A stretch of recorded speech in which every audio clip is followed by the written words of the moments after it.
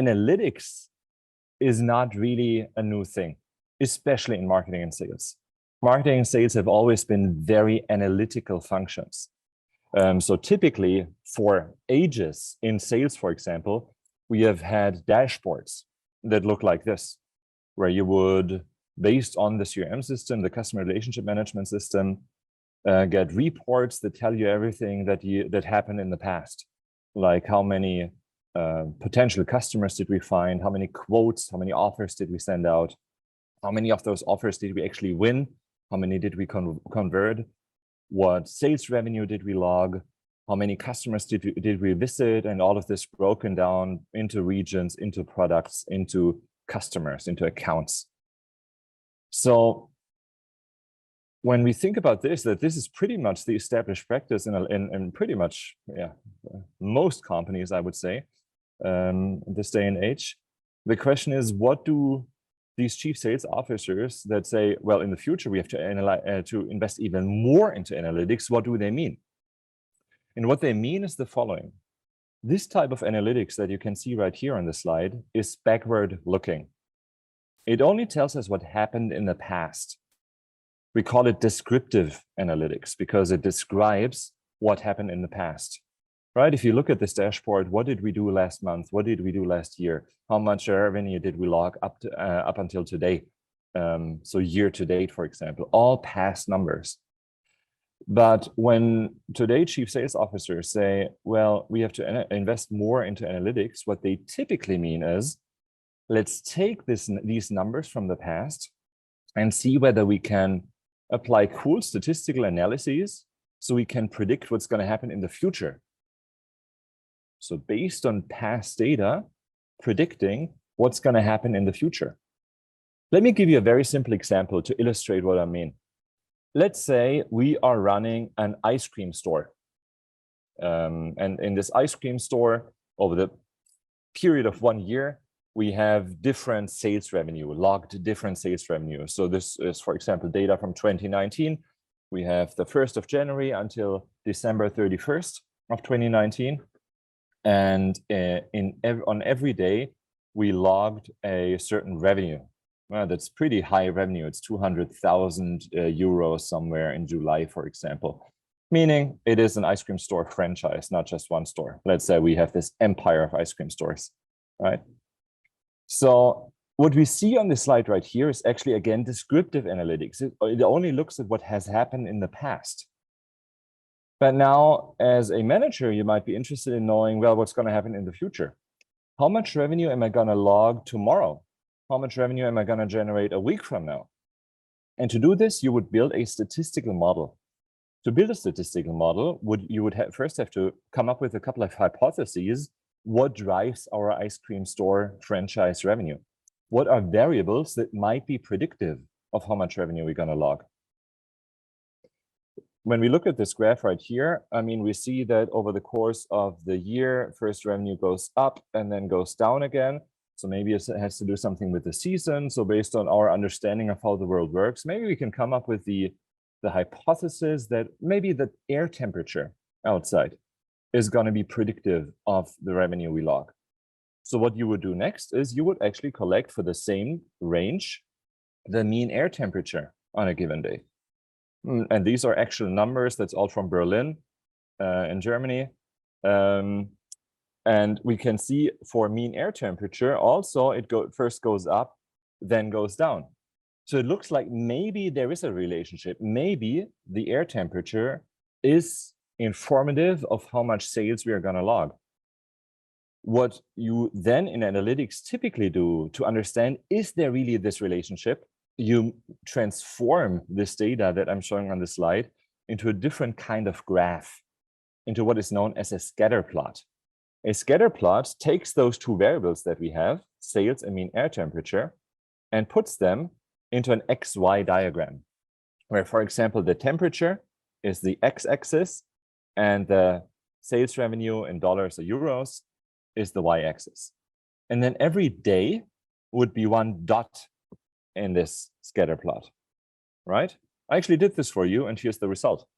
So again, we have on the x-axis mean air temperature, and on the y-axis, we have sales revenue. And now with this new graph, with these dots, with these scattered dots, we can actually see a relationship really emerging. What do you do then in analytics? You try to put this relationship into a mathematical formula, into an equation. And we think back to high school, probably 10th or 11th grade, we learned about what the equation of a straight line is, right? So we would like to fit a straight line through here. The equation of a straight line, some of us may remember y equals mx plus c or ax plus b and stuff like this. So what we would actually do in analytics, we would try to approximate those dots, those daily observations of revenue and sale, of revenue and air temperature through the straight line equation. Typically, a software is going to do the trick for you, so it's not the case that you have to do this manually. And when we run these numbers in software, then we receive this mathematical equation. Our sales revenue equals 52.19 plus 5.1 times the temperature. That's an approximation, right, of what had happened in the past. But here's the interesting thing. Now we can use this equation to predict the future. The weather report says it's gonna be 0 degrees outside. Well, how much sales revenue are we gonna log in 1,000 euros?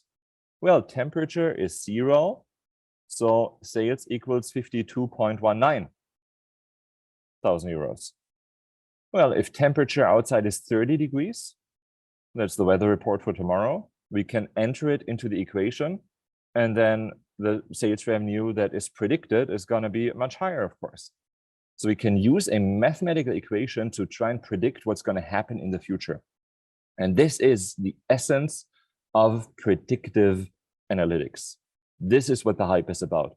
So the reason why chief sales officers want to invest a lot into analytics is because they want to move companies into this world.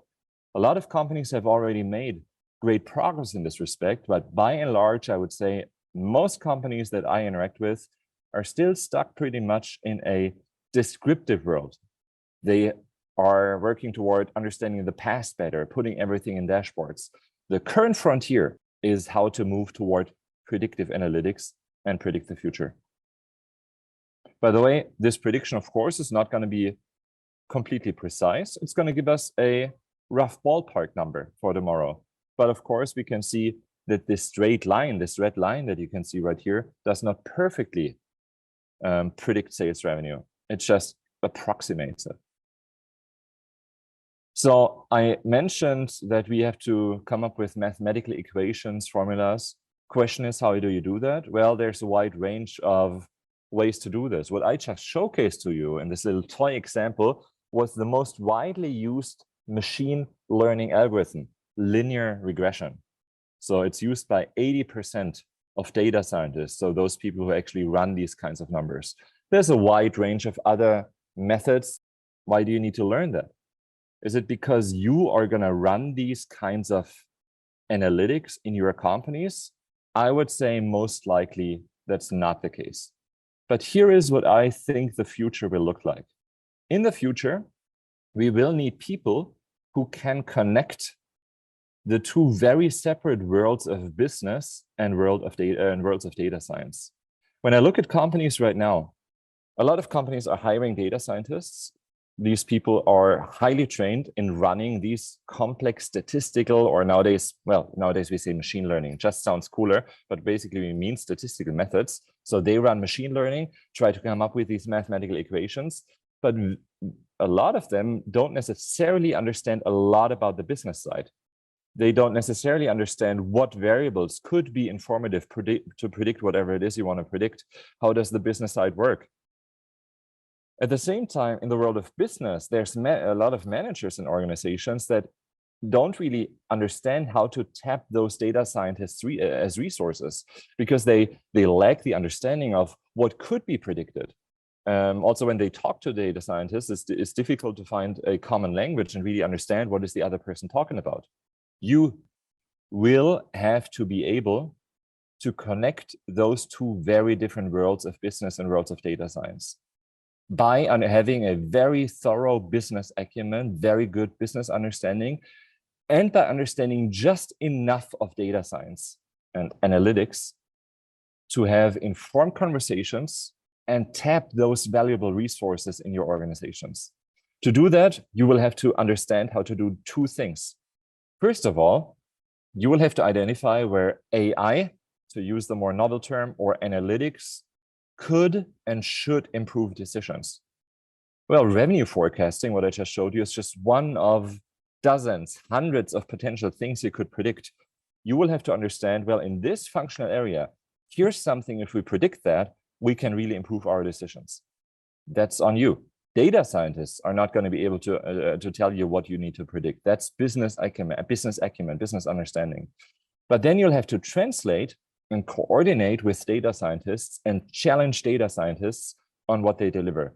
You will have to be the connecting link between those two very different worlds of business and worlds of data science. And I can just encourage you to take up this challenge and assume this role in the middle, because it's going to be the future. It is the kind of role that we need in companies in the future. And let me end with one inspirational quote. It's my favorite quote about artificial intelligence. It's a couple years old by now, but it was advanced by two famous AI researchers. And they encapsulated what I just illustrated to you in one very nice quote, which reads, "Over the next decade, AI won't replace managers." So we're safe for the time being. Despite ChatGPT and other large language models, for the time being, we're safe. However, there's a comma at the end of the sentence, right? So over the next decade, AI won't replace managers, but managers who use AI will replace those who don't. Don't be replaced, but skill up to be able to be this connecting link between the world of business and the world of data science. And I see a bright future for you.